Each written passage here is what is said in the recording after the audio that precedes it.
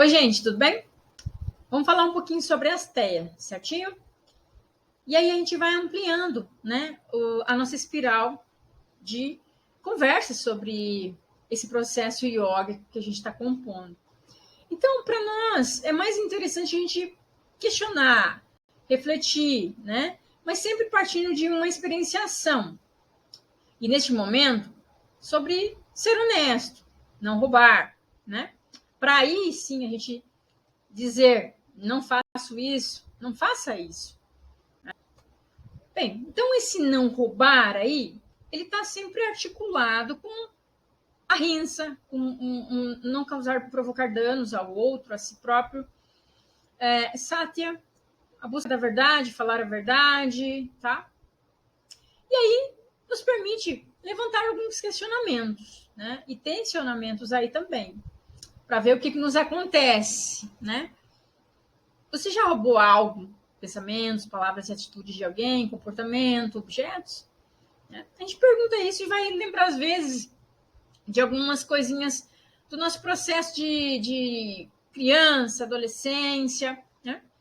Lá a tia dos primeiras séries orientava, os pais também, isso não pode, aquilo não pode. Mas, hoje em dia, a gente tem que refletir para ampliar um pouco mais, né? As coisas estão ágeis demais, né?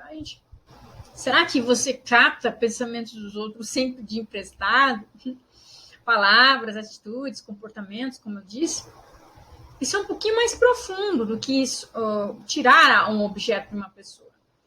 Mas também, tirar um objeto de uma pessoa, você vai provocar no outro um sentimento de perda em algumas situações, né?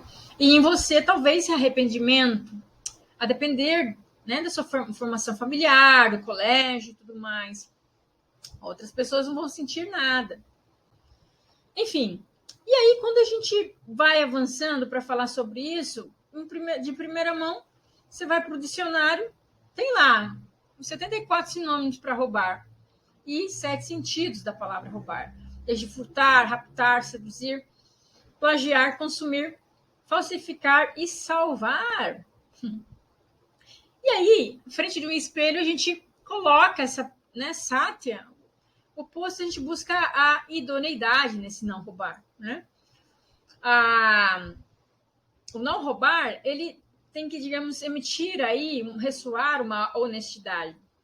E aí, a partir do que a gente está buscando, né, pelas nossas práticas, no tapete, fora dele, justamente para apreciar o social de uma forma um pouco mais esperançosa para transformações, digamos assim, né? A gente necessita desses questionamentos um pouco mais aprofundados, né? Em que contexto? Para ser idôneo, né? Em quais situações a pessoa não vai ser idônea, mas ela estava buscando ser, na realidade, verdadeira consigo, diante de um processo que levava ela a buscar sobrevivência e não apenas a palavra certa, né? Ou realmente não roubar, né? Um filho morrendo de fome. Será que essa pessoa ela não vai movimentar algo aí para poder tentar, digamos assim, sanar essa situação de fome do seu filho? De repente ela consiga a ajuda de alguém nesse movimento, mas em algumas situações que ela não conseguir. E aí? E se ela roubar? Como é que ficam as situações? Complicado, não é? Complicado.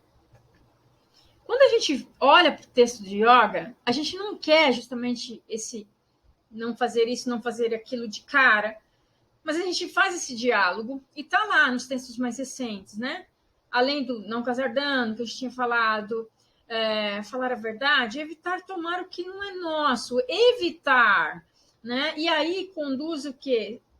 A ter uma paciência em algumas situações e esforço, compaixão consigo, com o outro, buscar orientações com alguém mais sábio, um professor, né? Na Índia se fala de guru, né? Aquele que busca, uma pessoa que está em constante cultivo da sua sabedoria, né? Da sua espiritualidade. A busca, né? De não uma limpeza de sujidade ou lavagem cerebral, mas de buscar uma clareza, uma limpidez nas suas atitudes, né? Para que se tome um direcionamento, né? Mesmo diante daquilo que aparentemente pode provocar uma certa não idoneidade, né? Não honestidade. Será? Situações são, contextos são desafiadores. Então, é isso que a gente tem que levar em consideração aqui. E veja bem, está falando de esforço, misericórdia, de crer que você pode estar sofrendo, de crer que, às vezes, em alguma situação, realmente você tem condições de escolher, mesmo sendo uma situação um pouco tensa, difícil, mas que talvez buscar ajuda, outras alternativas, antes de impulsionar a alguma escolha, leve a executivo de uma harmonia consigo próprio, né? Partindo dessa agitação, agindo, né?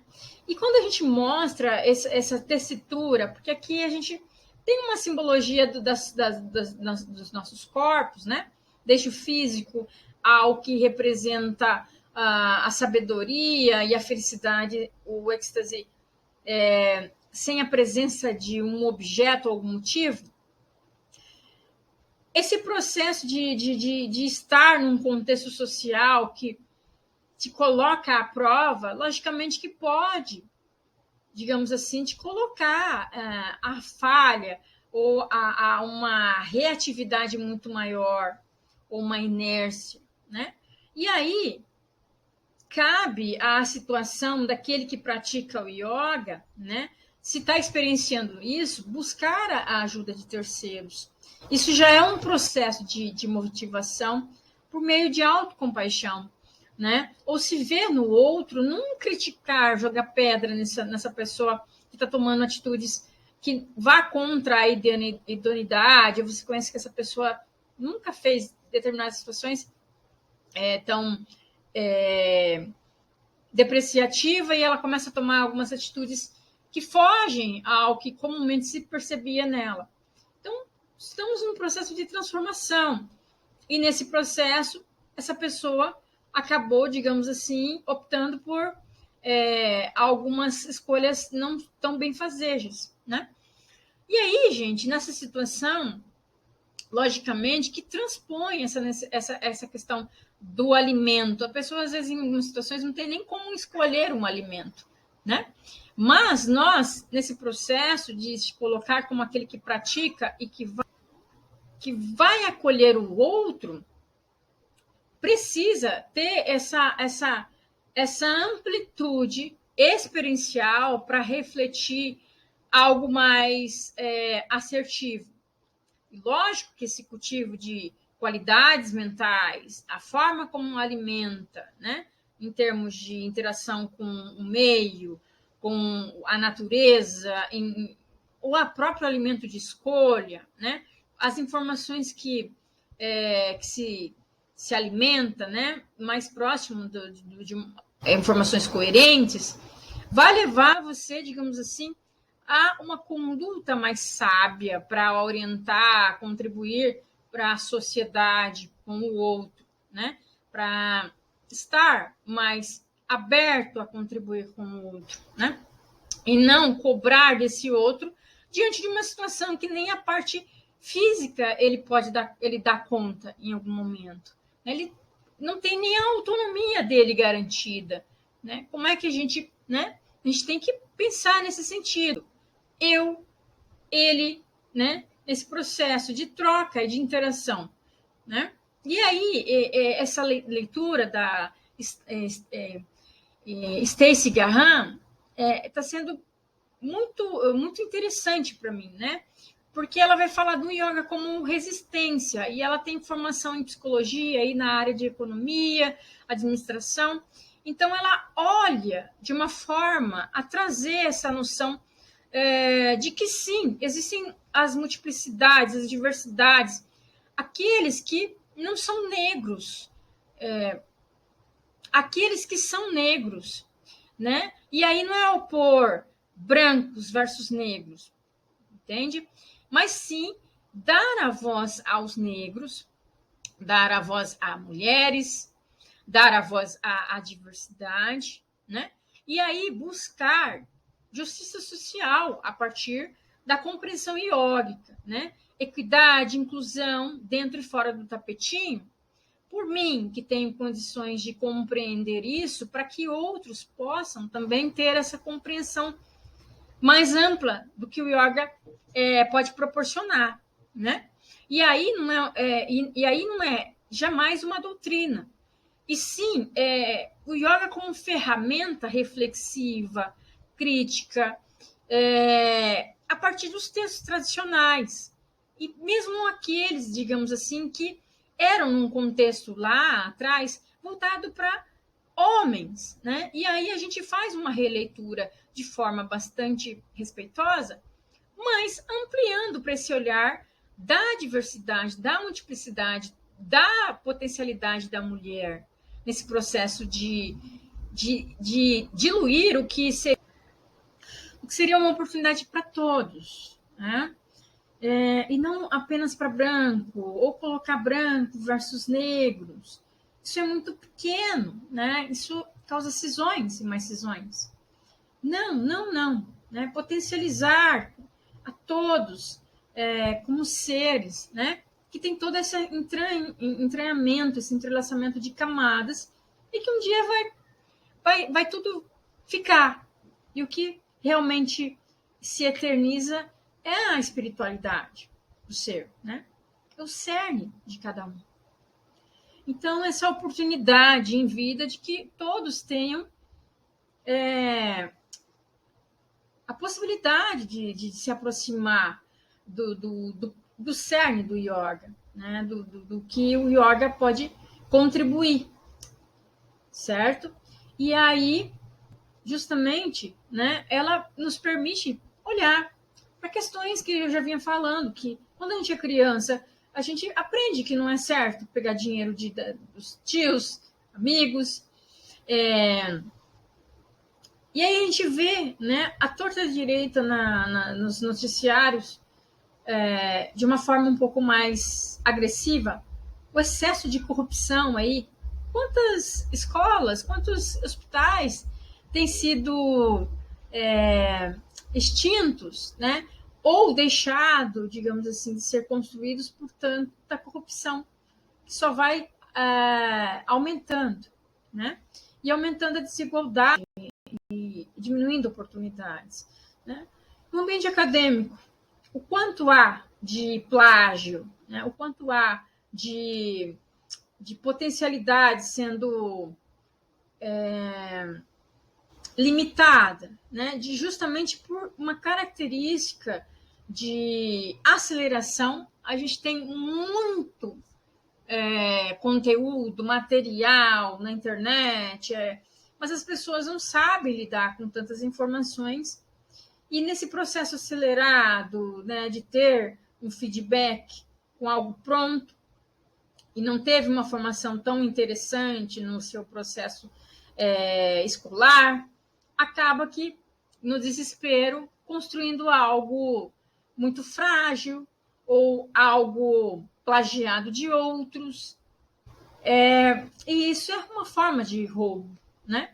E aí o contexto também não contribui, né? Não é justificativa, jamais, não é justificativa. Mas vamos pensar um pouquinho mais para criar ambientes, ou compor uma tessitura entre as pessoas, arranjos que potencializem essas pessoas a terem oportunidade de soltar a sua criatividade, aprender um pouco daquilo que elas não tiveram oportunidade de ter, né? Há uma raiz profunda aí que precisa ser observada para se sanar. O tanto de material que hoje em dia, por meio de hackers, se rouba, né? Dinheiro. Quantas pessoas já teve o seu cartão clonado? Isso, né, é algo muito mais, assim, ainda que virtual, muito mais presente do que a gente poderia imaginar. Fraudes de todos os tipos, né, de sistemas, bloqueios, por aí vai. Isso a gente pode chamar de vampirização, e tem esse, que é um roubo, um sugar, né? Do meio de algo que é material, algo um pouco mais sutil, nosso tempo mental. Agora, justamente esse do tempo mental a gente chama de uma vampirização de si. Nós viramos objeto, né? O produto em que as redes sociais ganham pelo tempo que elas conseguem manter você à frente, nós, né? À frente das telas, né? E aí a gente se perde nisso também, né? Os conteúdos são extremamente fragmentados e o tempo se vai, né? O quanto também nesse processo de copia e cola a gente não plageia, a gente não menciona quem é a real fonte. Isso é muito sutil, mas é roubo, né? E a Graham vai dizer lá, aqui traduzido, né, que asté significa não roubo, e é o terceiro yama. Há formas de roubar, como roubar objetos físicos, é o que a gente veio falando, a gente aprendeu isso na escola, né? Nossos pais, tios. Não há, no entanto, não há também formas mais sutis de roubo, e é essa que a gente tem que ficar atenta, enquanto pessoas em processo de formações crítico-reflexiva também, por meio do yoga. Poderes colonialistas roubaram humanos, terras, minerais e muito mais, né? E privaram pessoas do que é delas, né? Cultura, dignidade, linguagem, honra, respeito, por exemplo, né? Isso é extremamente profundo. E aí, quando a gente olha para o tapete e fora do tapete, justamente porque a gente vem falando sobre compaixão e autocompaixão, né? Isso só vai ser possível quando a gente tem essa noção da Graham de equidade, de inclusão, para que realmente, né, nesse agir compassivo, né, diante do sofrimento do outro, haja, né, uma ação aí, né, o agir, né, por meio dessa compaixão por si, pelo outro. Autocompaixão, as pessoas aprenderem um pouco sobre isso, e não sobre autoestima. A autoestima, ela é interessante, mas quando a gente mais precisa, ela some. A autoestima precisa de validação, precisa de aceitação de terceiros. Autocompaixão e compaixão não. Elas estão muito ligadas com a bondade, com a humanidade comum. Isso também está incluído com, né, a responsabilidade perante os outros seres também. A desidentificação, que está vinculada à atenção plena, que significa não julgar, acolher, não rejeitar o que a gente está sentindo, experienciando, né, no tapete e fora, né, e aí deixar com que isso seja acolhido, para que isso possa se diluir, algum insight para poder agir ocorra, e a gente ir ficando mais alerta e sensível a isso, né? Se a gente não é sensível em nós, no tapete, como que a gente vai ser com o outro, né? E se a gente não amplia isso, como é que o outro vai poder experienciar isso se ele está morrendo de fome, né? Estou exagerando um pouquinho aqui, não, estou realmente refletindo, né? E aí, justamente, essa prática que eu estou cultivando, ela está contribuindo para que essa agitação, né, seja a agitação da Nef lá feroz para agir, ou apenas violentar, agredir o outro? Ou estou ficando apática, né? Ou estou em harmonia e agindo, né, em prol do outro também, né? Ou simplesmente se mostrando indiferente, né? Os conflitos que nos vêm são interessantes para a gente olhar para eles e não ignorar, julgar, recriminar, né? Por que isso? Porque o nosso corpo, nossa mente, eles precisam de repouso, precisa de espaço para descansar, acolhimento, né? Ele tem pulso, ele precisa de essa apreciação do próprio ritmo, né? Para ser transformado num ritmo mais salutar ou menos lento, mais lento, o que seja saudável para ele, né? E esse nosso experienciar desses pulsos, né? Diante de um espaço de conforto dentro de nós, a nossa mente acelerada, ou tá um pouco mais né, desconectada desse excesso de informação da área executiva, cultivando mais internamente, né? Esse tempo está sendo diluído em algo para ampliação da sabedoria, para que ela possa fluir, ou está sendo só mais uma água que escorre ralo abaixo, né? Enfim, nossa sociedade hoje não está ajudando muito, né? Essa composição de sempre mais, esquecendo que tudo isso é finito, né? Estamos nos colocando como uma sociedade do cansaço, ou como Zygmunt Bauman diz, né, em seus textos, apesar de já ter falecido, mas fica aí seu legado, né? Sociedade líquida, aquela sociedade que não sabe lidar com as perdas, não sabe lidar com a finitude. E, ao mesmo tempo, as interações são extremamente superficiais, de puro interesses momentâneos, né? E com isso a gente vai só cultivando uma bola de neve, um ciclo vicioso e não virtuoso, né? De sofrimentos, depressões, ansiedades, agitações, aceleramentos, cansaço, né? E a perda de sentido total, né? Despotencializando o ser humano, despotencializando sua conexão com o todo, né? E aí o que a gente tem visto ampliando gradativamente aí? Muito mais fome, muito mais miséria, né? Muito mais sofrimentos mentais, emocionais.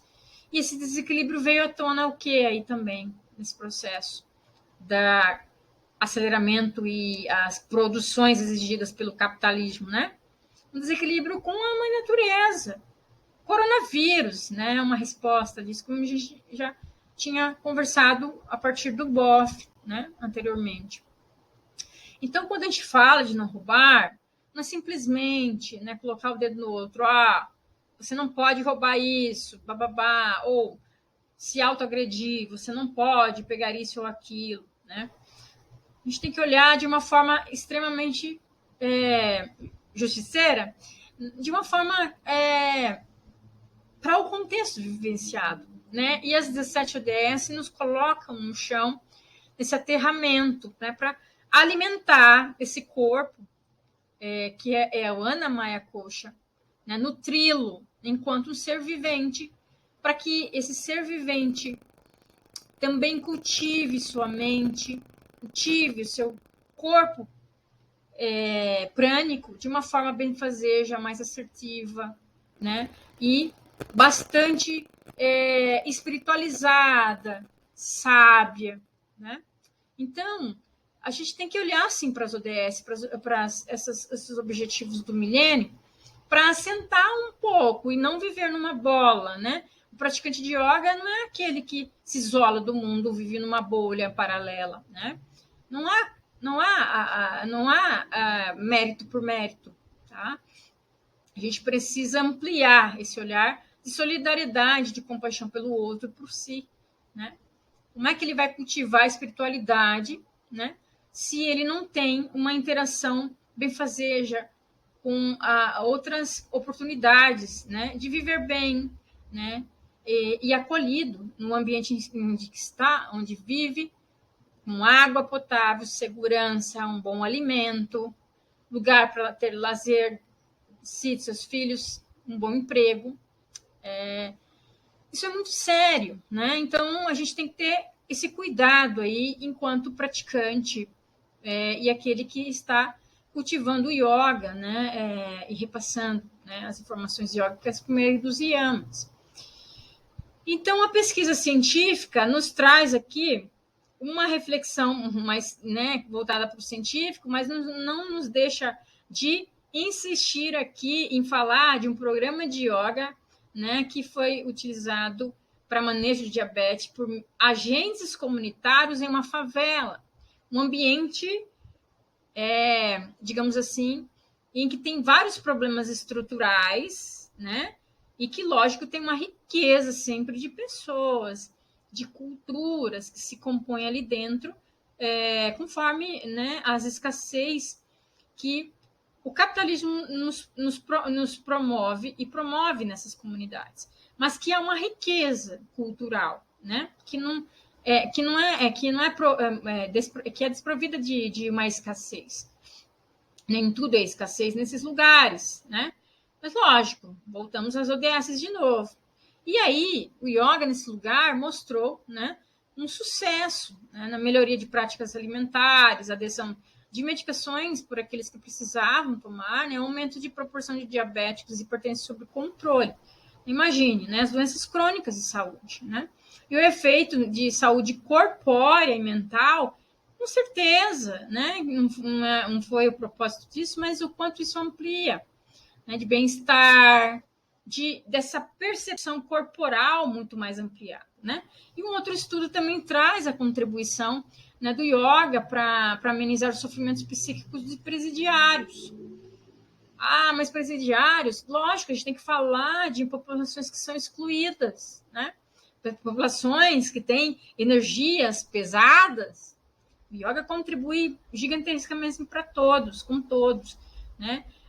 Aqui a gente tem que pensar na potencialidade de transformações daqueles que têm essa vontade, né? Ou que ficaram presos, ou foram presos por situações justamente do contexto que levaram a agir ou pelo impulso a agir de uma forma infeliz, né? Então, nem todos são monstros, digamos assim. Tem algumas situações que a gente depara com seres que, infelizmente, neste momento da vida, em alguns momentos da sua vida, optaram para uma atuação monstruosa. E aí eu não estou falando disso, estou falando de pessoas que querem transformação ou uma oportunidade, né? E aí a gente também não deixa de falar desse yoga que como sabedoria, né? Porque a gente volta lá no Patanjali e ele diz assim: tenha o controle do desejo, do pensamento, da ação e retirar algo que pertence ao trem ou previr alguém de algo, sem tomá-lo para si, né? Quando o não roubar está estabelecido, nada de importante falta à pessoa, pois nela tem tudo, cabe. Então, aquele esforço em algumas situações de escolher algo, mesmo que algo te diz o contrário, né? Aqui é literalmente esse gerenciar de um desejo, porque existe um impulso ali, né? Pensamentos e ações para retirar mesmo. Isso é presente. O corpo se coloca nessa atitude, né? E a asteia não é limitado a não privar os outros de seus pertences, mas também significa não ter intenção ou desejo de possuir coisas que pertençam aos outros. Casos em que alguém se apodera de materiais como direitos autorais e plágio, né?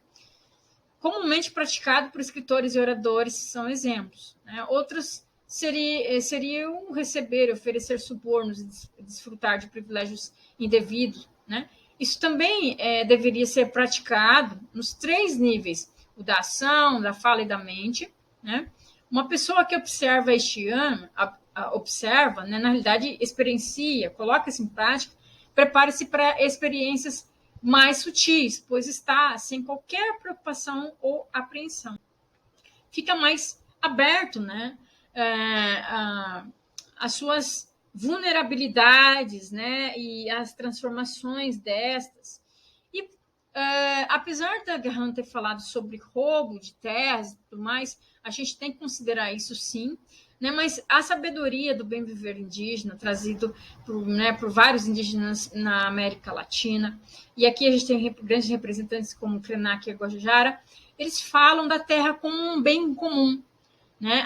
Não há um dono para a terra, não há posse, né? Então a briga, digamos assim, a luta, né, contínua deles é pelo reconhecimento de que a terra é mãe, ela é viva, ela revida, ela interage, né, com aqueles que a considera, né, num processo de realidade como mãe, como um ser, né?